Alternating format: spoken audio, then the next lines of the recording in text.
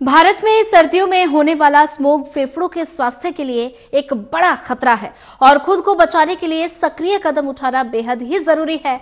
खासकर अगर आप अस्थमा के मरीज हैं, धूम्रपान करते हैं या फेफड़ों में संक्रमण का इतिहास रखते हैं।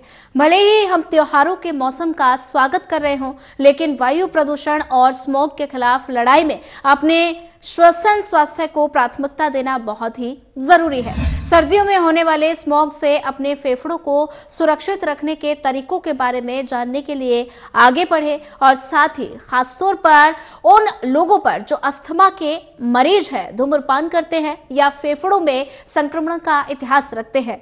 धुंध और वायु प्रदूषक फेफड़ों के स्वास्थ्य के लिए बेहद ही गंभीर खतरा पैदा करते हैं। ये प्रदूषक जिसमें नाजुक कण पदार्थ, रासायनिक विषाक्त पदार्थ और हानिकारक जैसे गैसें शामिल होती हैं और श्वसन प्रणाली में गहराई तक प्रवेश कर सकते हैं। जब सांस के साथ अंदर जाते हैं तो वे वायुमार्ग को परेशान और सूजन करते हैं, जिससे श्वसन संबंधी समस्याएं हो सकती हैं।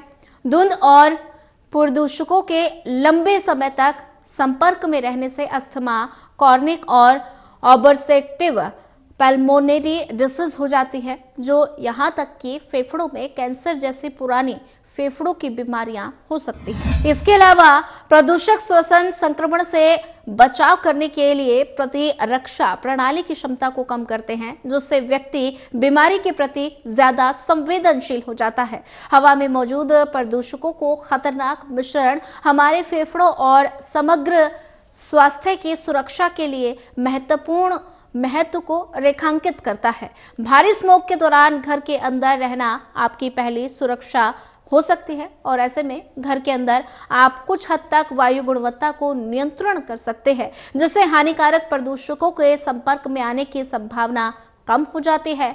दूषित पदार्थों को छानने के लिए एयर प्यूरिफायर का उपयोग करें और खिड़कियां और दरवाजे बंद रखें। अपने फेफड़ों की सुरक्षा के लिए एक स्वच्छ और सुरक्षित इंडोर वातावरण बनाना महत्वपूर्ण है।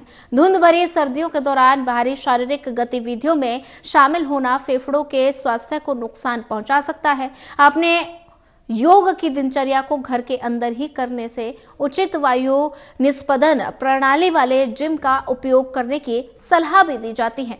यदि आप दमा के रोगी हैं तो व्यायाम संबंधी सिफारिशों के लिए अपने स्वास्थ्य सेवा प्रदाता से परामर्श करें और जो आपकी स्थिति को और खराब ना करे। प्रदूषण से संबंधित खतरों से अपने फेफड़ों की सुरक्षा के लिए एक मजबूत प्रतिरक्षा प्रणाली महत्वपूर्ण है। एंटीऑक्सीडेंट, विटामिन और खनिजों से भरपूर आहार प्रतिरक्षा को बढ़ाने में मदद कर सकता है। विभिन्न फलों, सब्जियों और ओमेगा 3 के फैटी एसिड से भरपूर खाद्य पदार्थों का सेवन जरूर करें।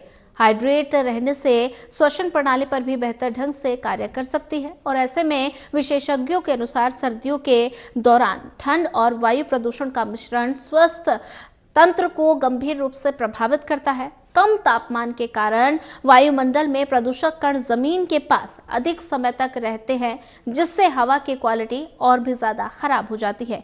ये प्रदूषक कण सांस नली में सूजन पैदा करते हैं और इम्यून सिस्टम को कमजोर बना देते हैं।